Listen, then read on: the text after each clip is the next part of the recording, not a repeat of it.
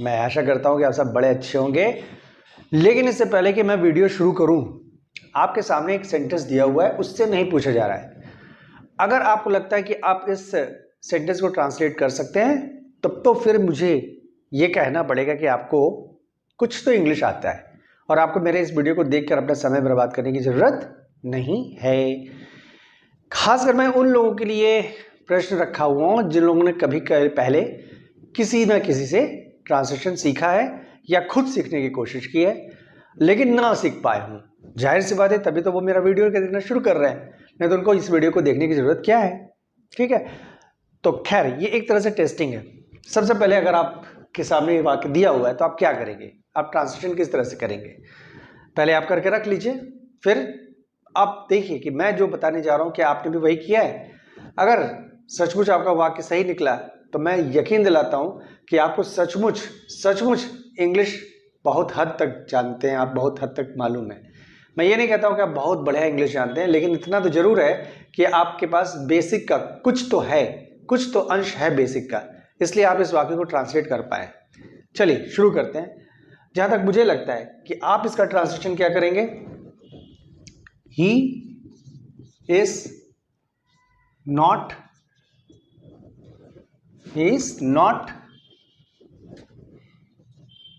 Asking, शायद ही is not asking. क्या आपने भी यही बनाया है? यही बनाया है ना? तो गलत बनाया है। अब आप पूछेंगे तो सही क्या है? सही है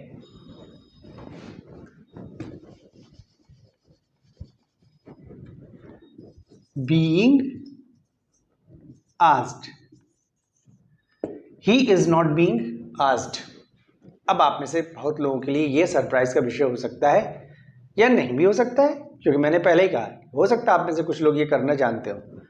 तो अब आपको बता ही दूं, ज्यादा इधर उधर बात घुमा के करने की जरूरत क्या है। मैं आता हूं मुद्दे पर। इस वाक्य को कहते हैं पैसिव। ठीक है, इसको पैसिव कहते हैं। अब ये पैसिव क्यों है, इसको पैसिव क्यों कहा जाता है? उससे नहीं पूछा जा रहा है, ही इज नॉट आस्किंग गलत क्यों है?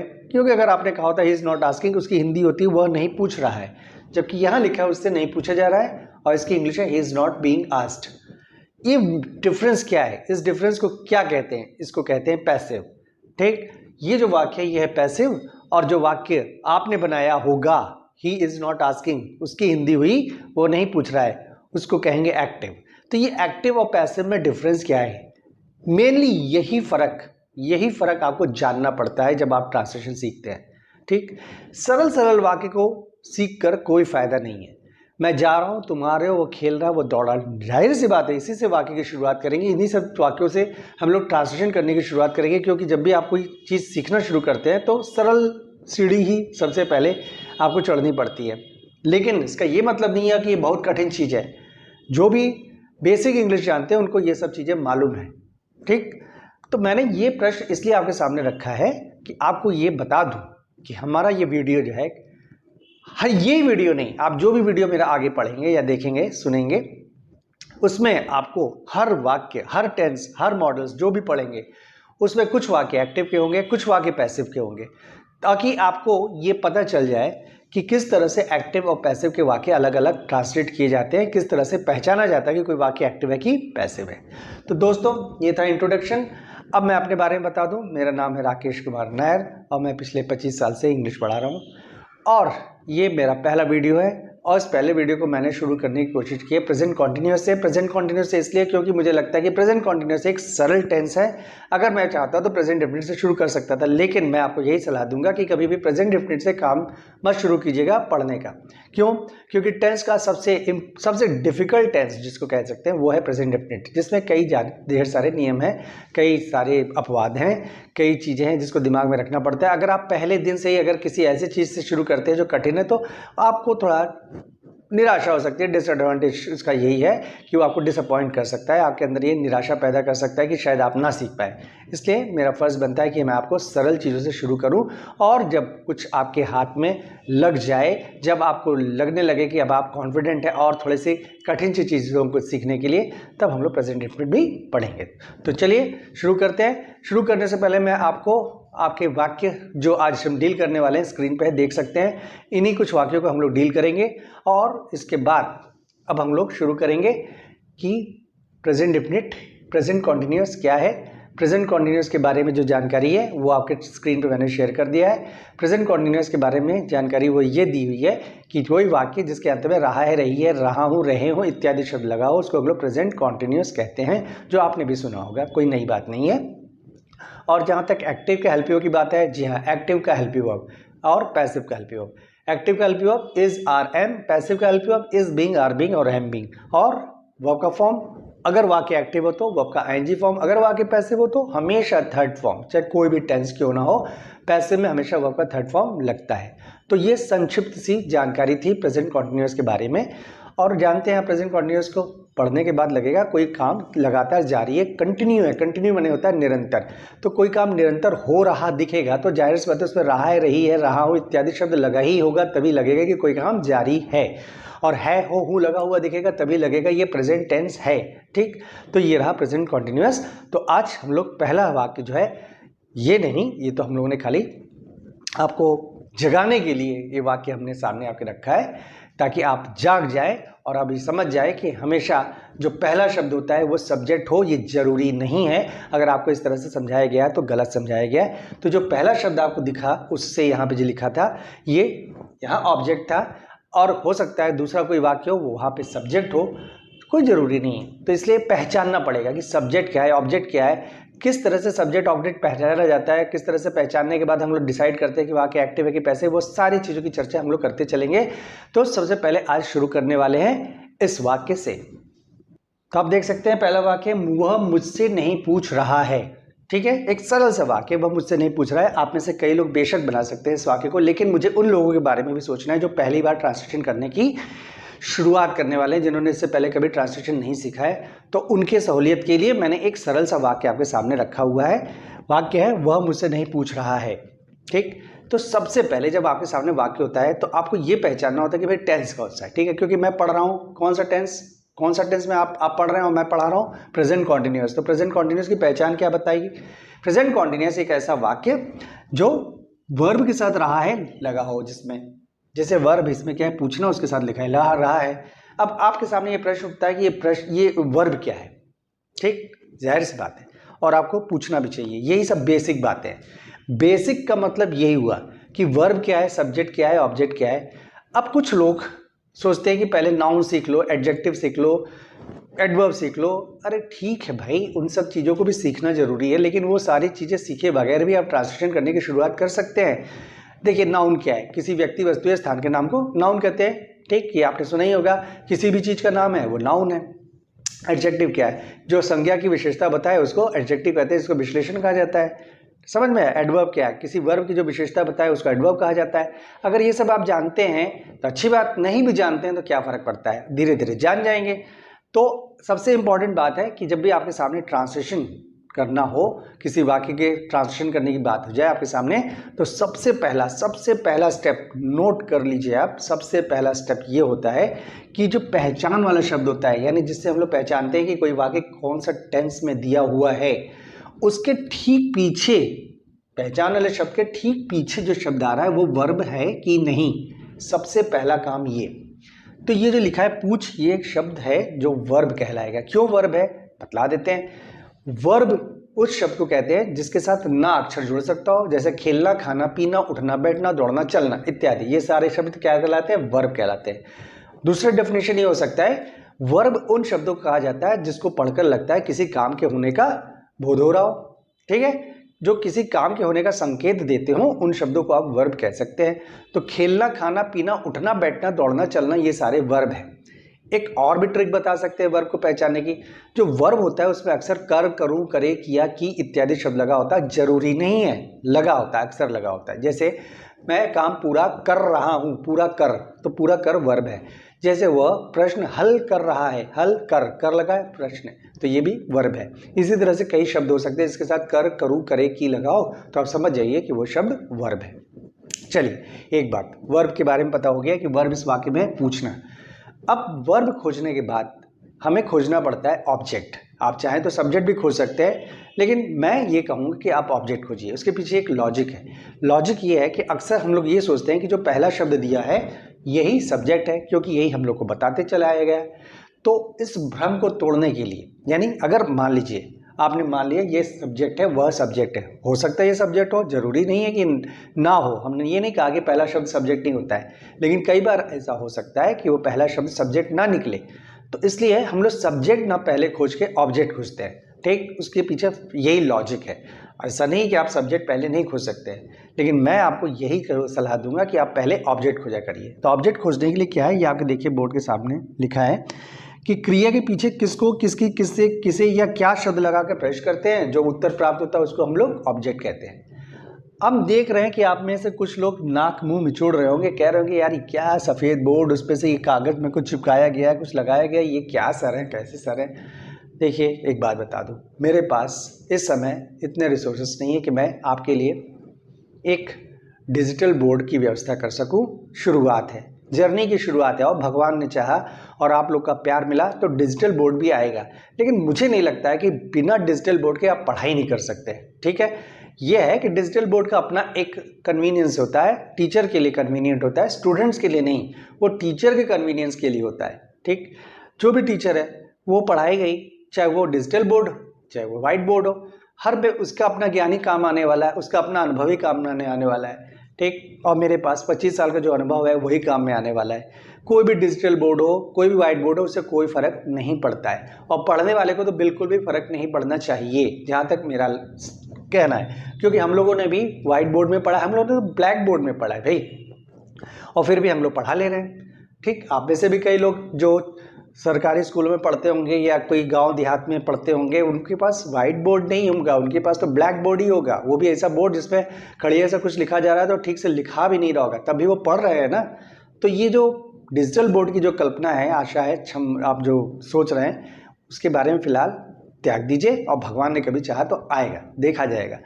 एनीवे, तो आपके सामने ऑब्जेक्ट खोजने के लिए ये जो प्रश्न है, किसको, किसकी, किससे, किसे या क्या शब्द लगा के जो प्रश्न करना है वो किस तरह से करते हैं वो मैं आपको करके दिखा रहा हूँ। देखिए वर्ब है पूछना। अब पूछना शब्द के पीछे किसको लगा के एक प्रश्न बनाएंगे। किसको, किसको पूछ रहे हो, ये प्रश्न सुनने में गलत लग रहा है, इसलिए किसको को छोड़िए, किससे शब्द लगा के प्रश्न करते हैं। ठीक, किससे पूछ रहे हो, किससे पूछ रहे हो, इसका उत्तर मिल रहा है मुझसे। किससे पूछ रहे हो तो इसका उत्तर मिला मुझसे। तो ये जो मुझसे शब्द है वो क्या हुआ, ऑब्जेक्ट। अब हमें खोजना है सब्जेक्ट। सब्जेक्ट खोजने के लिए जिस तरह से अभी हम लोगों ने प्रश्न बनाया किससे शब्द लगा के वर्ब के पीछे, इसी तरह से हमें ऑब्जेक्ट सब्जेक्ट खोजने के लिए लिखा हुआ है क्रिया के पीछे कौन या किसने शब्द लगा के प्रश्न करना है। यानी अब प्रश्न क्या बनेगा, पूछना वर्ब है, कौन पूछ रहा है, कौन पूछ रहा है। ठीक, तो इसका उत्तर क्या मिल रहा है, कौन पूछ रहा है, वह पूछ रहा है, वह पूछ रहा है। तो यहाँ पे वह शब्द क्या है, सब्जेक्ट है। अब देखिए सब्जेक्ट आपको मिल गया। अब सब्जेक्ट मिल गया का मतलब हुआ वाक्य है एक्टिव। नोट कर लीजिए ये सब बातों को। अगर वाक्य में सब्जेक्ट दिया है तो वाक्य कहलाएगा एक्टिव, और अगर एक्टिव है तो हेल्पिव क्या लगेगा, वो आपने अभी देखा स्क्रीन पे अपने, जब आपने डिटेल लिखा कि प्रेजेंट कॉन्टिन्यूअस में एक्टिव में हेल्पिव इज आर या एम लगता है। यहाँ क्या लगेगा, सब्जेक्ट है वह की इंग्लिश क्या होती है, ही, और ही के साथ क्या लगता है, इज। तो चलिए हेल्पिंग वर्ब हमारा लगेगा इज। हेल्पिंग हमने नोट कर लिया। नोट करना अच्छी बात है, एक अच्छी आदत है, क्योंकि जब आप शुरुआत करते हैं किसी भी चीज़ को सीखने की तो सिस्टमेटिक ढंग से सीखना ही सबसे बेहतरीन तरीका होता है। अगर आपने खाना पूर्ति की तो काम नहीं चलेगा। और दूसरी बात, जब आप सीख रहे हैं तो जो वाक्य मैंने यहाँ बोर्ड पे लिखा है वो आपको अपने कॉपी पे लिखना है। आपको खाली देखना नहीं है, देखने से कुछ नहीं आने वाला है, देखने से खाली सुनने से कुछ नहीं होगा। ठीक है, अल्टीमेटली आपको सीखना है तो लिखना ही पड़ेगा, और लिखकर समझना पड़ेगा कि मैं क्या क्या बोल रहा था। चलिए अब ट्रांसलेशन की शुरुआत करते हैं। जैसा आप जानते हैं कि एक साधारण वाक्य है। साधारण वाक्य का क्या मतलब होता है, वो वाक्य जिसको पढ़ के लगे कोई स्टेटमेंट दे रहे हैं, खाली एक बात बतला रहे हैं, पूछ नहीं रहे हैं किसी से कुछ। ठीक, अगर पूछ रहे होते हैं तो वाक्य कुछ दूसरे तरह के होते हैं, जैसे तुम क्यों जा रहे हो, वो क्या कर रहा है, तुम्हें कौन सी किताब दी जा रही है, तुम कहाँ पढ़ रहे हो, वगैरह वगैरह वगैरह। जैसे कौन, कहाँ, कब, कैसे, क्या, कितना, कितनी, कितने, किसका, किसके, किसके, इस सारे के शब्द जो हैं अगर वो वाक्य में दिए हुए तो उस तरह के वाक्य को हम लोग कहते हैं कि प्रश्नवाचक वाक्य है। तो इस वाक्य में ऐसा कोई भी शब्द नहीं है, इसलिए ये प्रश्नवाचक वाक्य नहीं है, इसको साधारण वाक्य कहेंगे। तो साधारण वाक्य में सबसे पहले सब्जेक्ट इंग्लिश बनाएंगे। जब भी आप ट्रांसलेशन सीखते हैं तो आपको एक स्ट्रक्चर का यूज़ करते हुए ट्रांसलेशन करना होता है। जो लोग पहले से कुछ जानते हैं वो तो ये बात जानते हैं, लेकिन जो पहली बार सीख रहे हैं उनको मैं बता दूं, ट्रांसलेशन का ये मतलब नहीं हुआ कि आप ये जो शब्द है इसकी एक एक अंग्रेजी उतारते चले जाओ और ट्रांसलेशन बनता चला जाए। तब तो बहुत आसान है, कुछ रखा ही नहीं, पहले ही की इंग्लिश वहाँ की बना लिया, ही मुझसे की मी, फिर नॉट, फिर पूछने की आस्किंग, फिर रहा है कि इज, हो गया ट्रांसलेशन। तो क्या ट्रांसलेशन बन गया? ही, मी, नॉट, आस्किंग, इज। वाह क्या ट्रांसलेशन, बेहतरीन। लेकिन ऐसा नहीं होता है। तो क्या करना पड़ता है? हमें स्ट्रक्चर देखना पड़ता है। स्ट्रक्चर में सबसे पहले लिखा है सब्जेक्ट की इंग्लिश बनाओ। सब्जेक्ट की इंग्लिश बनाओ अगर वाक्य एक्टिव हो तो, और ये वाक्य एक्टिव है आप देख सकते हैं क्योंकि इसमें सब्जेक्ट दिया है। तो पहले सब्जेक्ट इंग्लिश बनाएंगे। सब्जेक्ट है वह की इंग्लिश हो गई ही, ठीक। अब नंबर 2 लिखा है हेल्प यू का पहला शब्द हेल्प यू आपने नोट किया हुआ है यहाँ पर, is, he is. Number 3 not, not है वाक्य में तो नॉट लिख देंगे, ही इज नॉट। नंबर 4 लिखा है हेल्प यू का बचा भाग, हेल्प यू का बचा भाग। यहाँ तो हेल्प यू आपने नोट किया इज, इसके बगल में कुछ और लिखा है? नहीं लिखा है। अगर इसके बगल में लिखा होता इज बीइंग तो ये बीइंग क्या होता है? हेल्प यू का बचा भाग। चूंकि ये वाक्य एक्टिव है इसमें बीइंग लगेगा नहीं, इज बीइंग लगेगा नहीं, इसलिए हेल्प यू का बचा भाग कुछ नहीं है। तो नंबर 4 की जगह कुछ नहीं बनेगा। नंबर 5 क्या है? वर्ब, पूछना। पूछने की इंग्लिश होती है आस्क, और यहाँ पर आईएनजी फॉर्म यूज होगा क्योंकि आपने देखा है प्रेजेंट कॉन्टिन्यूअस के एक्टिव वॉइस में हमेशा आईएनजी फॉर्म यूज होता है।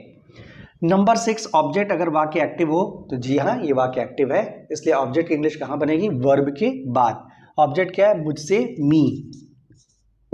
ही इज नॉट आस्किंग मी। अगर आपको ये पता नहीं चल रहा है कि मुझसे की इंग्लिश क्या है, उससे की इंग्लिश क्या है, वह की इंग्लिश क्या है, तो आपके स्क्रीन पे मैंने देख लिया आपके कुछ कन्वीनियंस के लिए, आप उन शब्दों को उतार लीजिए। इसमें सब्जेक्ट कहाँ पे कब यूज़ होता है, ऑब्जेक्ट कहाँ पे किस तरह से यूज़ होता है, वो सब आप कहीं लिख लीजिए। बहुत फ़ायदा होगा आपको, बहुत सुविधा होगी सीखने में। तो चलिए पहला वाक्य हो गया। अगर समझ में नहीं आए तो फिर से पलट कर जाके देखने की सुविधा आपके पास है। आप आराम से रिवाइंड कीजिए और देखिए और समझने की कोशिश कीजिए। 10 बार समझिए, 20 बार समझने की कोशिश कीजिए कि किस तरह से हो रहा है। शुरुआत में आपको टाइम लगेगा, जैसे आप 1, 2, 3 वीडियो आप मेरा देखेंगे उसके बाद मैं आपको यकीन दिलाता हूँ आपके ट्रांसलेट करने की स्पीड बहुत तेज हो जाएगी, फिर आपको इतना टिटिम्मा करना नहीं पड़ेगा। लेकिन फिलहाल जब शुरुआत है तो आपको थोड़ा टाइम देना पड़ेगा और सिस्टमैटिक ढंग से पढ़ना पड़ेगा, सीरियसली पढ़ना पड़ेगा, तब तो आप रिजल्ट की आशा कीजिए। नहीं तो आप किसी भी बोर्ड पे पढ़िए, किसी से भी पढ़िए, कोई फ़र्क नहीं पड़ता है। अल्टीमेटली दिमाग आपका खर्च होने वाला है, अल्टीमेटली दिमाग और श्रम भी आपका ही खर्च होने वाला है। ठीक है, चलिए दूसरा वाक्य। दूसरा वाक्य है तुम समय बर्बाद कर रहे हो। ठीक है, ये भी प्रेजेंट कॉन्टिन्यूअस है क्योंकि इसमें रहे हु लगा है वर्ब के साथ। और वर्ब क्या है? बर्बाद करना। ये आपका वर्ब है, बर्बाद करना वर्ब है। क्यों वर्ब है? क्योंकि मैंने अभी बताया था वो शब्द जिसमें ना अक्षर लग सकता हो उसको वर्ब कहते हैं, जिसे बर्बाद करना, या वो शब्द जिसमें कर, करूँ, करे की इत्यादि शब्द लग सकता है उसको वर्ब कहते हैं। देखिए इसमें लिखा है बर्बाद कर, तो बर्बाद शब्द वर्ब है, बर्बाद करना शब्द वर्ब है। वर्ब मिल गया। अब वर्ब खोजने के बाद क्या खोजते हैं? ऑब्जेक्ट। ऑब्जेक्ट खोजने के लिए क्या करना पड़ेगा? क्रिया के पीछे किसको शब्द लगा के एक प्रश्न बनाएंगे। तो प्रश्न किस तरह से बनेगा? किसको बर्बाद कर रहे हो, किसको बर्बाद कर रहे हो। ठीक है, अगर आपको अटपटा लग रहा है तो आप क्या शब्द लगा के भी प्रश्न कर सकते हैं। क्या बर्बाद कर रहे हो, क्या बर्बाद कर रहे हो भाई?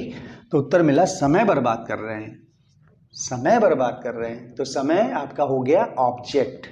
ठीक है, अब हमें क्या खोजना है? सब्जेक्ट। और सब्जेक्ट खोजने के लिए क्या करना है? क्रिया के पीछे कौन शब्द लगा के एक प्रश्न बनाना है। कौन बर्बाद कर रहा है? कौन बर्बाद कर रहा है? कोई इंसान ही बर्बाद कर रहा होगा। तो कोई इंसान कौन है जो बर्बाद कर रहा है समय? वो इंसान है तुम। तो तुम हो गया आपका सब्जेक्ट। सब्जेक्ट मिल गया। सब्जेक्ट मिल जाने का मतलब वाक्य क्या हुआ? एक्टिव। एक्टिव का मतलब क्या हुआ? हेल्प यू के स्थान पर इज, आर या एम का प्रयोग होगा। और यहाँ पे सब्जेक्ट क्या है? तुम। तो तुम की इंग्लिश क्या होती है? यू। और यू के साथ क्या लगता है? हेल्प यू की जगह आर। तो आर हम लोग लिख लेते हैं कि यहाँ पे हेल्प यू आर लगेगा। ठीक, अब ट्रांसलेशन शुरू करें। ये भी एक साधारण वाक्य है, जैसे आप देख सकते हैं इसमें कोई प्रश्नवाचक शब्द नहीं है, इसमें कहीं नहीं लिखा है कौन, कहाँ, कब, कहाँ, किसको, किसकी, किससे, कुछ लिखा है? कुछ नहीं।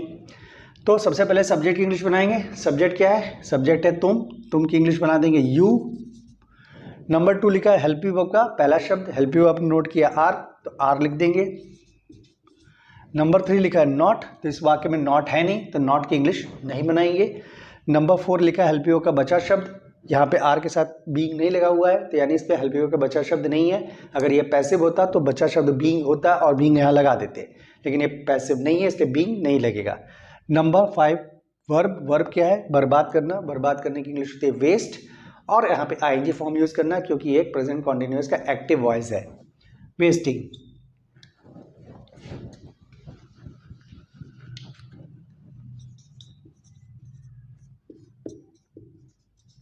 फिर लास्ट में लिखा है ऑब्जेक्ट, अगर वाक्य एक्टिव हो तो ये तो एक्टिव है, तो ऑब्जेक्ट की इंग्लिश वर्ब के बाद ऑब्जेक्ट क्या है? Time. You are wasting time, सरल सा वाक्य था। अगर फिर भी समझ में नहीं आया तो आपके पास ऑप्शन है, वो क्या? आप पलट कर पीछे जाइए, फिर से देखिए, 2 बार 10 बार 20 बार देखिए, क्योंकि आपको सीखना है।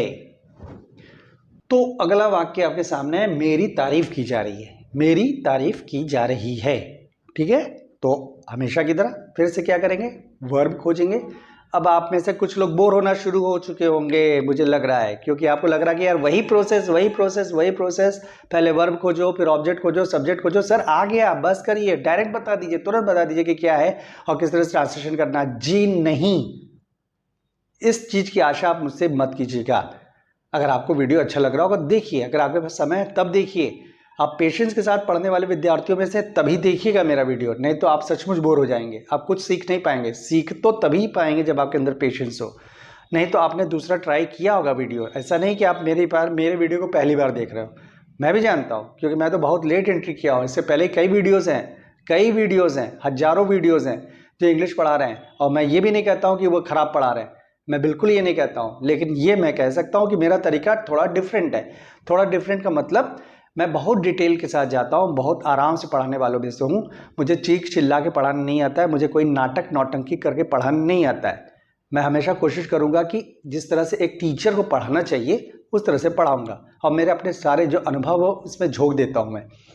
इसका फ़ायदा आपको होता है, इसलिए आपको जल्दबाजी करने की ज़रूरत नहीं है। आपको ये आदत आपके अंदर मैं डाल दूं कि सब्जेक्ट ऑब्जेक्ट खोजते कैसे हैं, इसकी पूरी कोशिश होती है मेरी, और इसके लिए मैं बार बार हर वाक्य में पहले वर्ब खोज के दिखाऊंगा, ऑब्जेक्ट सब्जेक्ट खोज के दिखलाऊंगा, ये मेरा फर्ज बनता है। ठीक, अगर मैं नहीं थक रहा हूँ ये करते हुए, तो आपको सुनकर नहीं थकना चाहिए, ये आपके कान में चला जाए और आपके दिमाग में बैठ जाए, इसलिए ये प्रयास है। तो सबसे पहले हमें वर्ब खोजना है। वर्ब क्या है? तारीफ की, तारीफ करना आपका वर्ब है। वर्ब खोजने के बाद हमें क्या खोजना होता है? ऑब्जेक्ट। ऑब्जेक्ट खोजने के लिए क्या किया जाता है? ये आपके सामने स्क्रीन पे लिखा हुआ है कि ऑब्जेक्ट खोजने के लिए क्रिया के पीछे किसको लगा के प्रश्न बनाएंगे। किसको तारीफ की जा रही है, सुनने में अगर गलत लगा तो किसको की जगह किसकी लगा के प्रश्न बनाइए। किसकी तारीफ की जा रही है? किसकी तारीफ की जा रही है? उत्तर मिला मेरी, तो यहाँ पे मेरी शब्द क्या हुआ? ऑब्जेक्ट। मेरी तारीफ की जा रही है, नहीं मेरी हुआ ऑब्जेक्ट।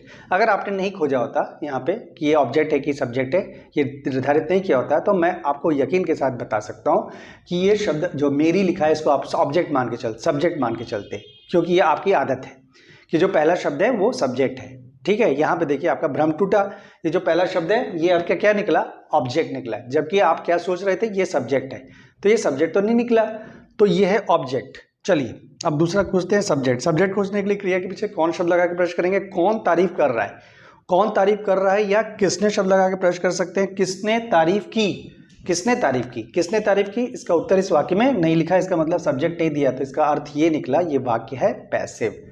ठीक, सब्जेक्ट नहीं है तो वाक्य है पैसिव, सब्जेक्ट नहीं है तो वाक्य है पैसिव। याद कर लीजिए, कहीं लिख लीजिए, अगर सब्जेक्ट नहीं है तो वाक्य है पैसिव। अगर पैसिव तो एलपीओ क्या लगेगा? इज बीइंग, आर बीइंग या एम बीइंग में से इच लगेगा। अब ये किस तरह से निर्धारित होगा? ऑब्जेक्ट को देख के निर्धारित होगा। सब्जेक्ट नहीं है तो सब्जेक्ट को देख के किस तरह से एलपीओ डिसाइड किया जा सकता है? तो ऑब्जेक्ट है, तो ऑब्जेक्ट है मेरी। अब मेरी की इंग्लिश आप में से कुछ लोग जो थोड़ी बहुत इंग्लिश जानते हैं वो कहेंगे मेरी की इंग्लिश होती है मी।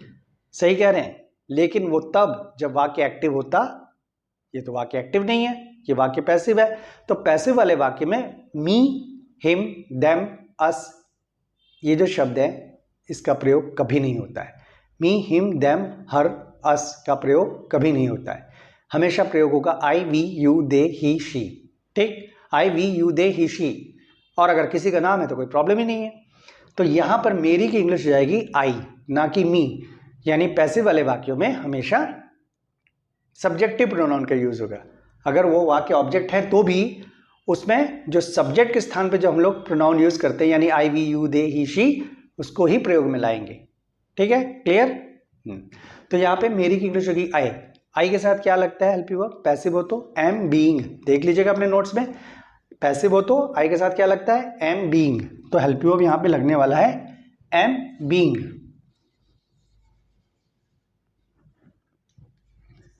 एम बीइंग हेल्पिंग वर्ब मिल गया। अब हमें ट्रांसलेशन करना है। तो ट्रांसलेशन करना है तो सबसे पहले लिखा है सब्जेक्ट इंग्लिश बनाओ अगर वाक्य एक्टिव है। तो ये वाक्य तो एक्टिव है नहीं, ये वाक्य तो पैसिव है। तो पैसिव है तो पहले ऑब्जेक्ट की इंग्लिश बनाते हैं अगर वाक्य पैसिव हो। तो ये लिखा है, तो ऑब्जेक्ट क्या है? मेरी। मेरी की इंग्लिश क्या हो जाएगी? आई। आई। अब नंबर 2 लिखा है हेल्पिंग वर्ब का पहला शब्द। तो देखिए हेल्पिंग वर्ब का लिखा है एम बीइंग, तो पहला शब्द उसका लिखा है एम, तो पहले एम लिखेंगे, आई एम। नंबर 3 लिखा है नॉट। इस वाक्य में अगर नॉट होता तो आई एम के बाद नॉट लगाते, तो नॉट तो है नहीं तो नॉट छोड़ देंगे। नंबर 4 लिखा है हेल्पिंग वर्ब का बचा भाग। तो ये है हेल्पिंग वर्ब का बचा भाग being, I am being. Number 5 लिखा है वर्ब। वर्ब क्या है? तारीफ करना। तारीफ करने की इंग्लिश होती है प्रेज, और थर्ड फॉर्म होता है प्रेज्ड। थर्ड फॉर्म क्यों? क्योंकि पैसिव में हमेशा वर्ब का थर्ड फॉर्म यूज होता है। I am being praised. Last में लिखा है ऑब्जेक्ट। अगर वाक्य एक्टिव हो तो, ये वाक्य पैसिव है, एक्टिव तो है नहीं, इसलिए ऑब्जेक्ट की इंग्लिश लास्ट में नहीं बनेगी क्योंकि वो पहले ही बन चुकी है, आई यहाँ पहले लिखा जा चुका है। तो इस तरह से वाक्य बना आई एम बीइंग प्रेज्ड। अगर समझ में नहीं आया हो तो फिर ऐसा ऑप्शन आपके पास क्या है? पीछे जाइए, पलट के देखिए, 10 बार देखिए, 20 बार देखिए, और तब तक देखिए जब तक कि कॉन्सेप्ट क्लियर ना हो जाए। शुरू में जितना टाइम देंगे बाद में उतना टाइम आपका बचेगा और आप जल्दी सीख पाएंगे। एक और वाक्य, सरल सा वाक्य, कमरा नहीं साफ किया जा रहा है। एकदम सरल सा वाक्य, कमरा नहीं साफ किया जा रहा है, लेकिन कुछ लोगों के लिए सरल नहीं हो सकता है क्योंकि आप क्या कहेंगे? कमरा शब्द क्या है? कमरा शब्द सब्जेक्ट है, आपको ये लगेगा। या हाँ, कुछ लोग इस तरह से भी ट्रांसलेशन कर सकते हैं इसको, कमरा नहीं साफ किया जा रहा है, is not cleaning room. Is not cleaning room किया ना आप में से कुछ? आप में से कुछ ये कर रहे होंगे, जरूर कर रहे होंगे, इसी तरह से कोशिश कर रहे होंगे, मन में उन्होंने यही सोचा होगा इसकी तो इंग्लिश यही बनेगी, is not cleaning room, is not cleaning room. अब की तो सर यही बनाने वाले हैं, यही बताने वाले हैं, हम लोग का वाक्य सही हो जाएगा वगैरह वगैरह, इस तरह के ख्याल मन में आ रहे होंगे। गलत ख्याल है, फिर से मैं आपको गलत सिद्ध कर सकता हूँ। देखिए चलिए, सबसे पहले क्या खोजना है? वर्ब। वर्ब है साफ किया, साफ किया वर्ब है। वर्ब खोजने के बाद क्या खोजना है? ऑब्जेक्ट खोजना है। ऑब्जेक्ट खोजने के लिए क्या करते हैं? क्रिया के पीछे किसको शब्द लगा के प्रश्न करते हैं। क्रिया क्या है? साफ करना। किसको लगा के जोड़ के एक प्रश्न बनाएंगे, किसको साफ कर रहे हो? किसको साफ कर रहे हो? इसका उत्तर मिला भाई कमरे को साफ कर रहे हैं। किसको साफ कर रहे हो? अगर किसको से सही नहीं लगा तो क्या लगा के प्रश्न करिए, क्या साफ कर रहे हो? तो उत्तर मिला कमरा। इस बार तो पक्का है ना? हाँ, तो कमरा ऑब्जेक्ट हो गया आपका। अब हमें क्या खोजना है? सब्जेक्ट। सब्जेक्ट खोजने के लिए क्या करना पड़ता है? क्रिया के पीछे कौन शब्द लगा के प्रश्न करेंगे, कौन साफ कर रहा है, कौन इंसान है जो कमरा साफ कर रहा है, कौन कर रहा है साफ? इसका उत्तर इस वाक्य में नहीं लिखा है, तो इसका मतलब ये वाक्य क्या हुआ? पैसिव। अगर वाक्य पैसिव है तो एलपीओ के स्थान पर इज बीइंग, आर बीइंग या एम बीइंग का प्रयोग होगा। किस तरह से डिसाइड होगा? ऑब्जेक्ट को देख के। ऑब्जेक्ट क्या है? कमरा। कमरा क्या है? एक वचन, एक कमरे की बात हो रही है ना, तो इसको एक वचन मानेंगे। अगर एक वचन है तो इस लगता है, और पैसिव है तो क्या लगता है? Is being, is being. Help you हम नोट कर लिया। अब ट्रांसलेशन करेंगे। सबसे पहले सब्जेक्ट की इंग्लिश बनाएंगे अगर वाक्य एक्टिव हो, या ऑब्जेक्ट की इंग्लिश बनाएंगे अगर वाक्य पैसिव हो। तो ये तो वाक्य पैसिव है, तो ऑब्जेक्ट की इंग्लिश क्या होगी? कमरा, द रूम। अब आप में से कुछ लोग बोलेंगे द क्यों लगा, खाली रूम लगाएंगे तो काम चल जाएगा। चल जाएगा, लेकिन अभी नहीं। फिलहाल द कब लगाते कब नहीं लगाते उसकी चर्चा किसी अलग वीडियो में करेंगे। फिलहाल तो द लिख लीजिए, द रूम। नंबर 2 हेल्पियो का पहला शब्द, ये देखिए हेल्पियो है, इसका पहला शब्द है इज। नंबर 3 लिखा है नॉट, तो इस वाक्य में नॉट है तो नॉट लिख देंगे। नंबर 4 लिखा है हेल्पियो का बचा भाग, ये है हेल्पियो का बचा भाग बीइंग, बीइंग लिख देंगे। नंबर 5 क्या लिखा है? वर्ब। वर्ब है साफ, क्लीन, CLEAN, थर्ड फॉर्म लिख देंगे, क्लीन्ड। नंबर 8 लिखा है ऑब्जेक्ट। ऑब्जेक्ट की इंग्लिश पहले ही बन चुकी है, the room is not being cleaned. अगला वाक्य, कौन तुम्हें बुला रहा है? कौन तुम्हें बुला रहा है?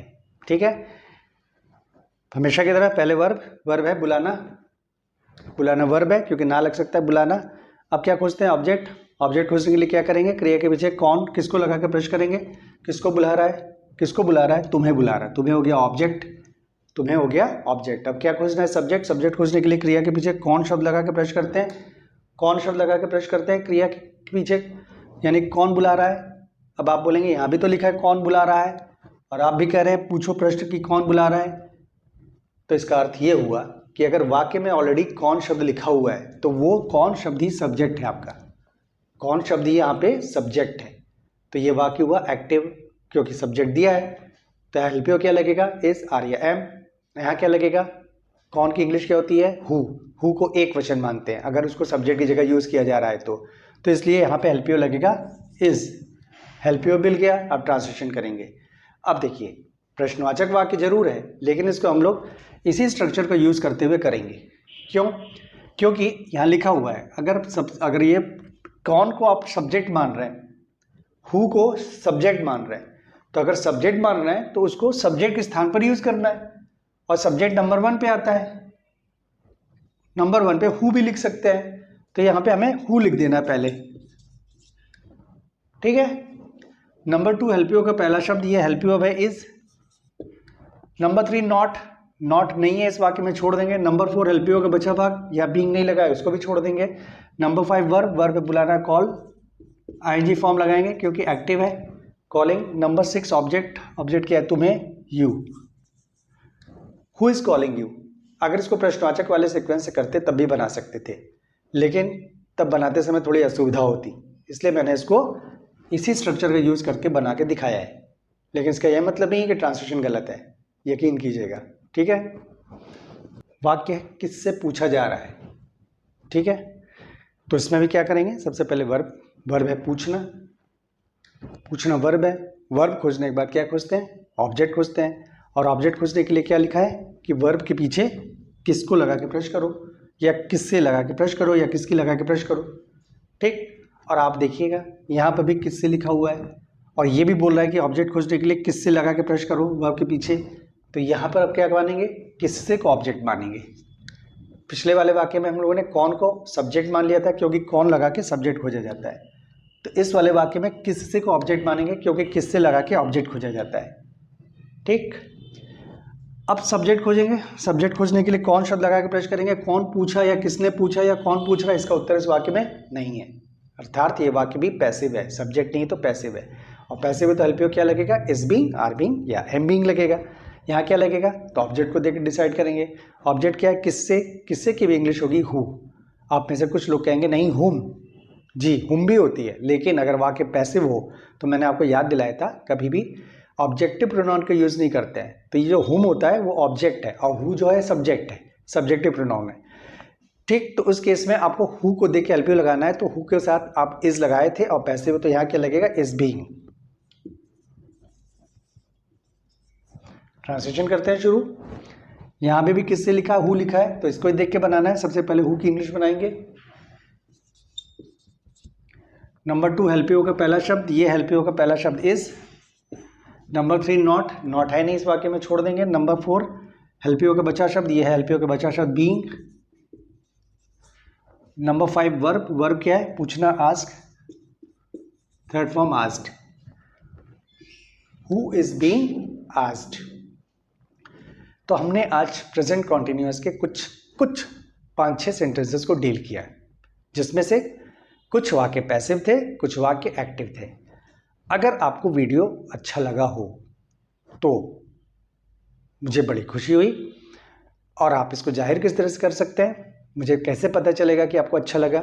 जब आप इसको ज़्यादा से ज़्यादा लोगों के साथ शेयर करें और आप मेरे सब्सक्राइबर बन जाएं, ताकि जब कभी मैं नया वीडियो अपलोड करूं उसका नोटिफिकेशन आप तक पहुंचे। तो इसके लिए बेल भी प्रेस कर लीजिएगा, ताकि आपको मिलता रहे और अच्छे वीडियो का इन्फॉर्मेशन।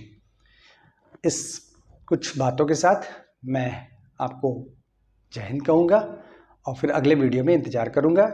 उससे पहले कुछ वाक्य मैं आपके स्क्रीन पर शेयर कर रहा हूँ एज ए होमवर्क, उसको करके रखिए और अगली वीडियो में उसका आंसर लीजिए और अगली वीडियो तक इंतज़ार कीजिए।